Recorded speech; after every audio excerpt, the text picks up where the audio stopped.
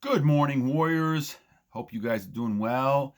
It is Wednesday morning, February 2nd, 2022, and this is our morning talk for this morning. We have about, I'm not sure, I've been shoveling snow for the last couple of hours. I think we have maybe about 10, 11 inches in the Midwest here. And I could be wrong. I'm not sure, but it is a lot of snow. So always rejuvenating, getting out there, invigorating, getting out there, and I like that. It's good exercise, and I feel great doing it. So I bring the snow on, more snow, more snow. Warriors, we can take this, right? No problem at all. No problem at all. Thank you for all the comments and subscriptions and likes. And I'm actually working from home today because classes have been canceled in some of the schools that I'm at. And so college classes I have, I'm going to probably do on Zoom tonight. So I'm going to have a day to kind of catch up at home a little bit and spend some time with my wife and kids and all that kind of stuff. So let's go back. Babba has had so many great comments and questions. I'm going to go back and focus on another one. And we're going to kind of focus on long-term types of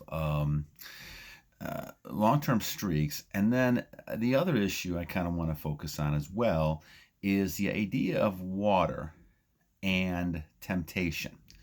Now, you may think that they're not really combined together or they actually go ahead together, but they do, as we'll kind of see as we talk about this a little bit. So I think when you look at long-term types of streaks, it's really important to realize, as we mentioned yesterday, they're really kind of talking about a lifestyle change, that you're committed to this. And obviously the trouble is that the commitment level is not very strong when you begin. And like I said, I had about 45 years of this back and forth type of thing until I finally decide that this is my last shot to try to make strength and do what I know down deep was right, but I just couldn't control it. And so I actually had to kind of fight to control it. And that's, I think, where we're at with a lot of people.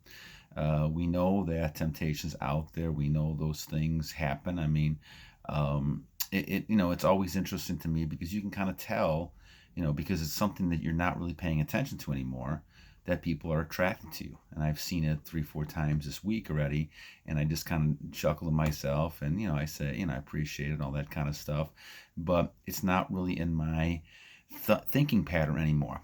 I mean, it used to be, and that was the big problem, but it's not even my thinking pattern anymore, so I don't even really kind of pay attention, and it kind of hits me out of the blue. And so I'm lucky I'm a longer streak, because when you're you start getting on a longer streak, you start building some immune, like a shield or a helmet, if you want to call it, and you're buffering it more because you realize you're doing too many other things, and it's really not worth the time and effort, for one thing, and second, you're losing energy, which is not really a good thing at all.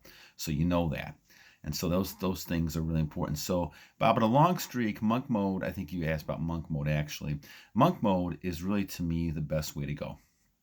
I went through different types of ways to kind of look at this. And so long streaks, monk mode streaks, to me is the best way. Now, it took me 45 years and a little extra time to actually get to that point and realizing that that's what I had to do. And when you're trying to fool around and kind of take one step at a time, that didn't work for me. Now, it may work for some other people, but it didn't work for me. And so what I had to do is kind of finally say, that's it, I'm done. And it took, until I was 57, 58 years old to actually start the streak. So that's why I say that this is a lifestyle type of change. You have to really commit to it. And I go back to that book that I started back in 1998 or something like that. I think it was it 98, something like that. And that Fountain of Youth book by Peter Kendler. And I read that, one of the original copies of it, I think was done, well, it was actually reprinted in 1985, and I got a copy, I think, somewhere at a store.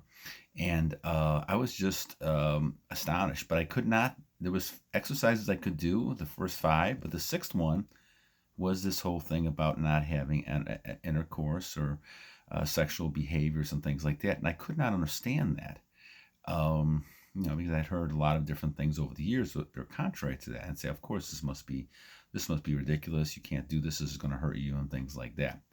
But now, of course, after all these years, I see the relevance of it and the fact that you're keeping energy and that you can't do anything else really effectively unless you do those. And I think that's kind of the whole key to what we're kind of talking about. You have to kind of conserve your energy and really kind of be very conservative with it and cautious about where you look at energy and spend it, whether it's the emotional energy, the physical energy, any type of energy. But I think that being on a longer streak and the monk mode gets you totally away from all the ideas and things that you can think of that's going to provide temptation. And so you got a better shot to go ahead and not have those temptations and be stronger because of that. So as you look at doing this, I definitely recommend the longer streak. Try to go as long as you can. That's going to build a good habit, and you're going to be able to kind of see the benefits of that. Now, like we talked about yesterday, you're going to have some flatlining, but it's not really flatlining. What it is you're becoming accustomed to yourself. And I think that that's the key to a lot of the types of things that we're talking about. So long streaks, I think, are the way to go. From a monk mode standpoint, I think certainly you can't really. I know some people want to edge and do all these other kind of things, but experimenting with all that, in my mind, at least in my example, that didn't work. It was almost like I didn't get the full benefits of this, and so I decided, okay, that's it. So you got to make a choice. And I think it's almost the same kind of choice you make from a religious standpoint as well. You either believe or you don't. And you have to kind of make that kind of choice, and you can't just put half your foot in and take the other half out just to protect yourself. You got to take that chance, and either you're right or wrong. And I feel that the choices I make finally after all these years is the right ones now. They weren't always the right ones, but I think that the right ones right now. So monk mode is something where you continue to just kind of you take your mind off everything. And now you're focusing just on goals and things you want to achieve. And I think obviously it helps having longer streaks, but the long streak in a monk mode, and I think I'm at like 134, maybe 135 days. We're getting close to that. I just see very tremendous benefits. Now, you're still not going to stop those type of physical reactions you have, especially if you've been doing this a long time. Those pop in because if someone comes to you and they're attractive and they're going to look at you a certain way or say hi, you got your antennas raised. You're not blind, right? You're going to see it and you're going to feel it.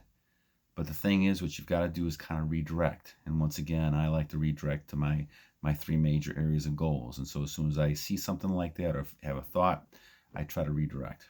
And that's something that is working better and better as I'm getting a longer in this journey. Now, the other thing I want to talk about quickly before I let you guys go for the morning is this idea of water. Now, water obviously is great for you. And I drink a lot of water during the day. And I think it's wonderful to have water. And it's great for your digestive system. It's great for things that you're doing. It clears out your system, things like that. The one thing it does do as well is it thins your blood. And so what I've noticed over the years is that as I drink a lot of water, the chances of getting excited go up.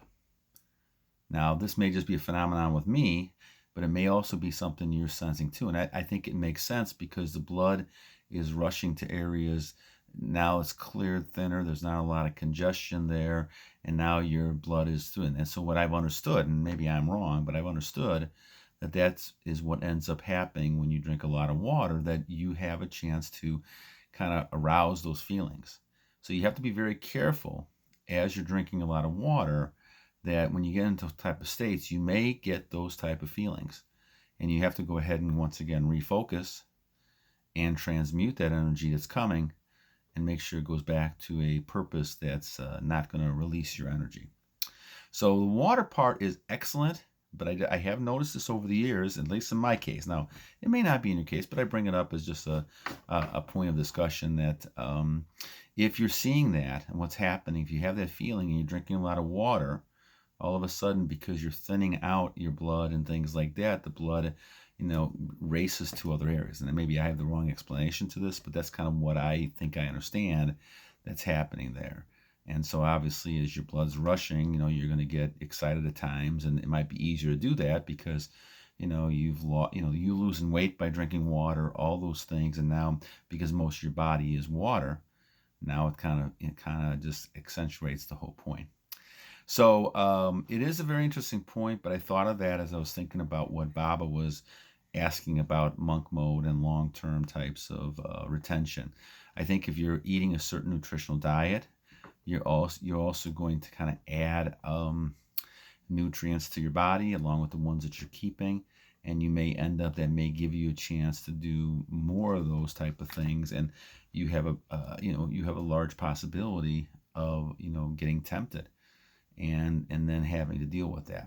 So just be aware of that if that's your case too. Always think to yourself, if that's happened to you. It's happened to me several times. Anytime I start drinking water and I haven't had water for a while, then the water clears my system out, but it also it also gave me a chance to get more excited about things, and so you have to kind of be careful of that type of thing. All right, so that's our nutritional and discussion talk on water and temptation as well. So, guys, it is February 2nd. If you're in the Midwest and you're getting hit by a huge snowstorm, please be careful out there. Get some exercise, but also be careful and enjoy the rest of the day today. And we will talk with you tomorrow on Thursday, February 3rd. So, have a great day. Battle on, warriors, and keep going with that journey. Take it one step every day. Confucius said, the whole battle, the winning the battle is just one step at a time. So take one step every day, move forward, and keep building on your journey. So battle on. Have a great day, my friends, and God bless you all.